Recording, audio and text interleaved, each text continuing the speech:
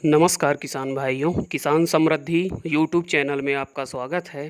किसान भाइयों, जिस दिन से हम अपने खेत में धान की रोपाई कर देते हैं, उसी दिन से हम सबकी इच्छा यह होती है कि हमारी धान के जो पौधे हैं, जो फसल है, उसमें ज़्यादा फुटाव हो, ज़्यादा कल्ले निकलें, पौधे हरे भरे रहें और ग्रोथ बढ़िया हो, जिससे हमारी फसल कम समय में तैयार हो, स्वस्थ हो और हमें उत्पादन ज़्यादा मिले। इसके लिए हम सब किसान भाइयों तरह तरह के मार्केट से उर्वरक ला करके डालते हैं, जिससे हमें ज़्यादा फुटाव, ज़्यादा कल्ले और बढ़िया ग्रोथ देखने को मिले। लेकिन हम क्या जो उर्वरक डालते हैं वह सही हैं या हमारा पैसा व्यर्थ ही जा रहा है? तो आज का जो हमारा विषय है वह इसी पर हम चर्चा करेंगे कि धान रोपाई के बाद हमें किन उर्वरकों को डालना है, जिससे हमें फुटाव ज़्यादा मिले, ग्रोथ अच्छी हो और पौधे हरे भरे और स्वस्थ रहें। तो किसान भाइयों, धान जिस दिन हम रोपाई कर देते हैं उसके 15 दिन बाद जो अवस्था होती है वह फुटाव और ग्रोथ की अवस्था होती है। हमारी जो धान की फसल है उसमें 15 दिनों के बाद फुटाव होना शुरू हो जाता है और पौधे ग्रोथ भी करने लगते हैं। तो यह एक ऐसी अवस्था होती है जब हमें उर्वरकों की सबसे ज़्यादा आवश्यकता धान की फसल में पड़ती है। तो इस वक्त हमें ऐसे उर्वरक डालने हैं जिससे पौधों को संपूर्ण आहार मिल सके, सभी तत्वों की पूर्ति हो सके, जिसके परिणाम स्वरूप ज़्यादा कल्ले और फुटाव देखने को मिले। तो चलिए अब हम बात करते हैं कि इस वक्त हमें किन उर्वरकों को डालना है। तो इस वक्त हमें किसान भाइयों जो सबसे पहला उर्वरक लेना है, धान जब हमारी 15 दिन की हो जाए तो हमें सबसे पहले जिंक लेना है। जिंक किसान भाइयों क्या करता है कि पौधों में फुटाव में बहुत ज़्यादा सहायक होता है तथा हरा भरा भी यह पौधों को करता है, क्योंकि जिंक प्रकाश संश्लेषण की क्रिया को बढ़ाता है, जिससे क्या होता है कि हमारे पौधे बढ़िया भोजन बनाते हैं।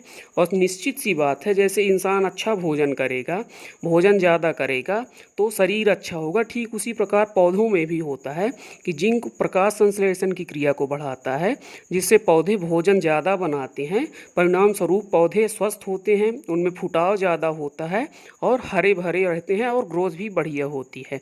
और जो हमें दूसरा तत्व लेना है, दूसरी खाद, वह लेनी है हमें सल्फर। सल्फर भी द्वितीयक तत्वों में सबसे अग्रणी है।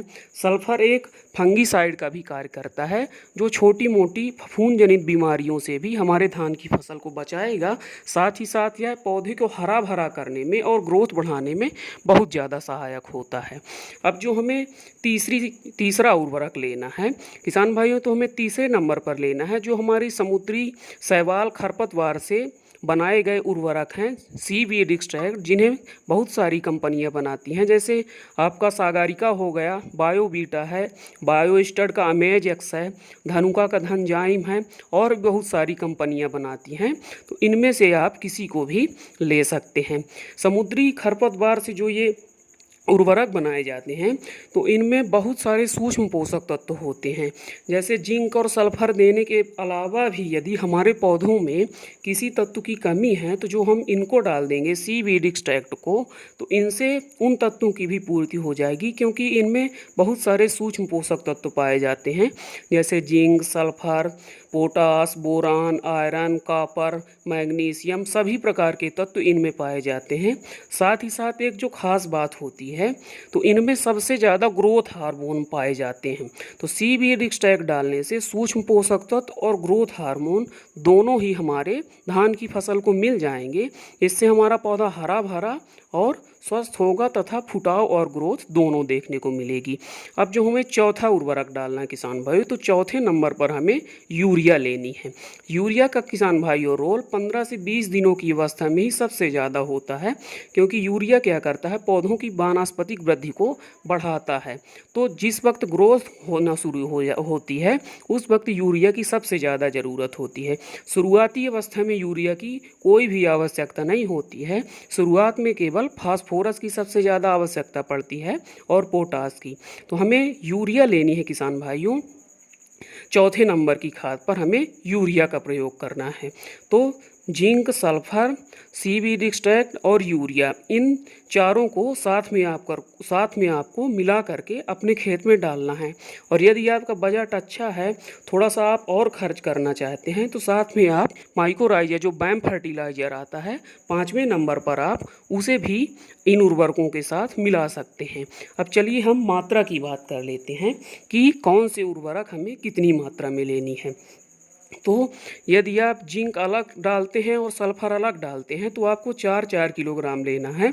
और यदि आप जिंक सल्फेट मोनोहाइड्रेट डालते हैं जिसमें 33% जिंक और 15% सल्फर होता है, तो आपको 5 किलोग्राम डालना है। अब मैं बताता हूँ कि जो सीवीड एक्सट्रैक्ट है हमें उन्हें कितना लेना है। तो यदि आप बायोवीटा अमेज एक्स लेते हैं तो आपको 4 किलोग्राम लेना है।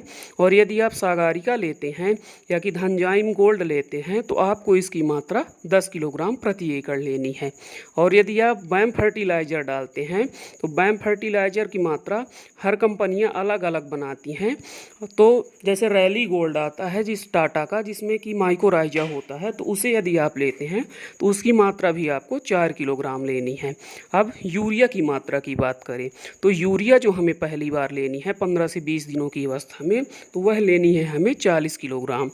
किसान भाइयों, जिंक, सल्फर, यूरिया और जो हमारे समुद्री शैवाल से निर्मित उर्वरक हैं, इन चारों को आपको साथ में मिला करके अपने धान की फसल में डाल देना है। किसान भाइयों, 6 से 7 दिनों के अंदर आपको इनके रिजल्ट आपके खेत में दिखना शुरू हो जाएंगे।